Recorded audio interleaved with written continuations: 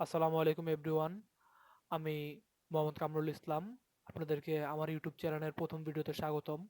এবং আজকের এই ভিডিওতে আমরা কথা বলবো কোয়াড্রেন্টস নিয়ে। কোয়াড্রেন্টস কিভাবে আঁকতে হয় বা কিভাবে বানাইতে হয়, কোয়াড্রেন্টস কিভাবে ইউজ করতে হয়, কোয়াড্রেন্টসের কোন অংশকে কি নামে ডাকা হয়। তো এই জিনিসগুলো আপনাদেরকে আমি দেখাবো এবং বোঝানোর ট্রাই করব, এবং আশা করি যে আজকের ক্লাসটা করলে আপনারা বুঝতে পারবেন যে আইসিটি কনসেপ্টে কিভাবে কোয়াড্রেন্টসকে ইউজ করা হয় বা কিভাবে কাজে লাগাইতে হয়। তো শুরু করি আমাদের ক্লাস।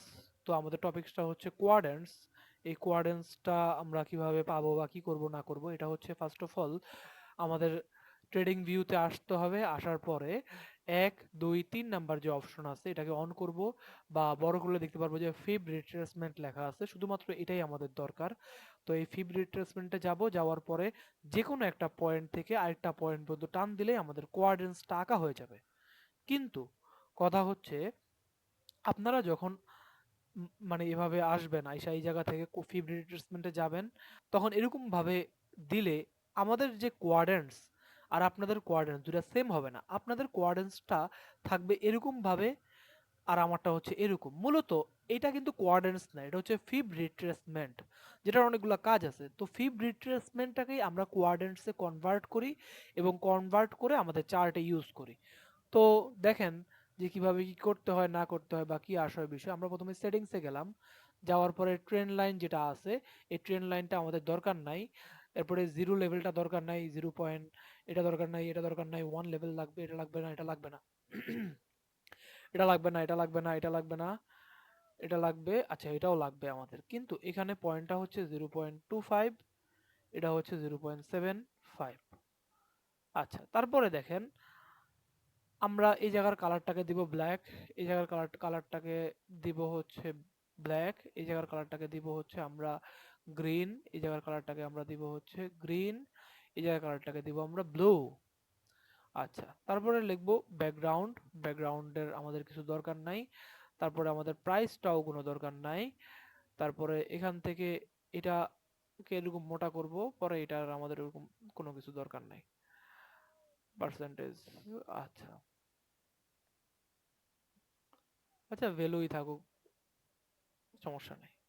তাহলে দেখেন যে এখন আপনাদের যেই ফিফথ রিট্রেসমেন্ট আছে সেটা কিন্তু কোয়াড্রেন্টসে কনভার্ট হয়ে গেছে। তো এই কোয়াড্রেন্টসটাকে কি করতে হয় না করতে হয়, তো কোয়াড্রেন্টস এর মধ্যে এটা হচ্ছে একবারে লোয়েস্ট পয়েন্ট, এটা হচ্ছে হাইয়েস্ট পয়েন্ট, এটা হচ্ছে ইকুইলিব্রিয়াম পয়েন্ট বা সাম্যাবস্থার পয়েন্ট, বা যেটাকে আইসিটির ভাষায় বলা হয় কনসিকোয়েন্স ইনক্রোচমেন্ট লেভেল, বা যাকে বলা হয় মিন থ্রেশহোল্ড লেভেল। তো এই জিনিসগুলো আর কি আমরা আস্তে আস্তে দেখি। আবার এটাকে বলা হয় আপার কোয়াড্রেন্ট, এটাকে বলা হয় লোয়ার কোয়াড্রেন্ট। তো এগুলো আস্তে আস্তে আপনাদেরকে আমি দেখাই। তো আমরা এখানে আসলাম এবং এখানে আসলাম এবং লিখলাম যে এরকম, এবং একটু সিস্টেম করতেছি এবং আবারও একটু সিস্টেম করতেছি। ওকে, আচ্ছা। তো প্রথমেই দেখেন যে এই জিনিসটা আমরা কি করলাম। আমরা এখানে এসে আপনাদেরকে বোঝাই প্রথমে যে এটা হচ্ছে কোয়াড্রেন্টস।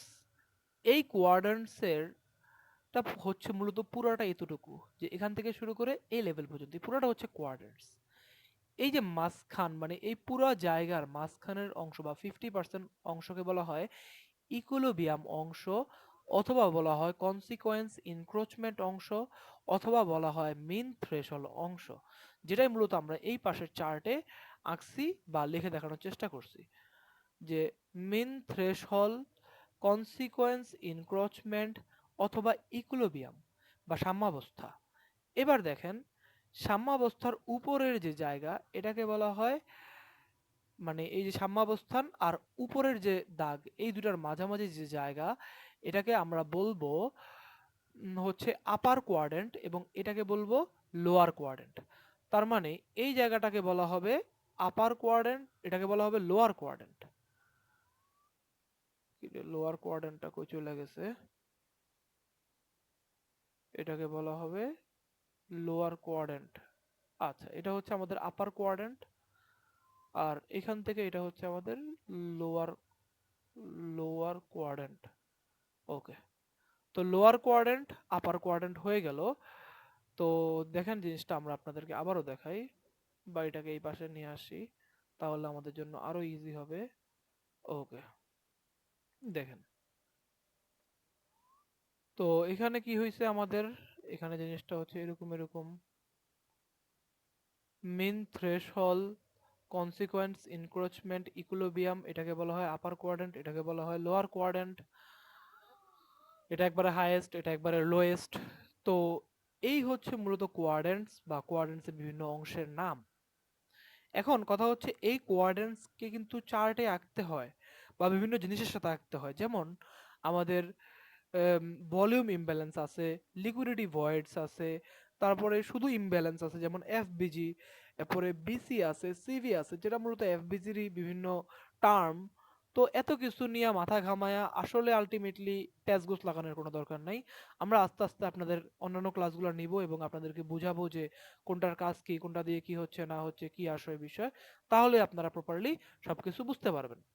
আচ্ছা, তো প্রথমত আপনারা দেখেন, নিজেরা বুঝেন এবং কোথায় কি হইতেছে না হইতেছে এই জিনিসগুলা দেখার চেষ্টা করেন, তাহলেই প্রপারলি সবকিছু বুঝতে পারবেন।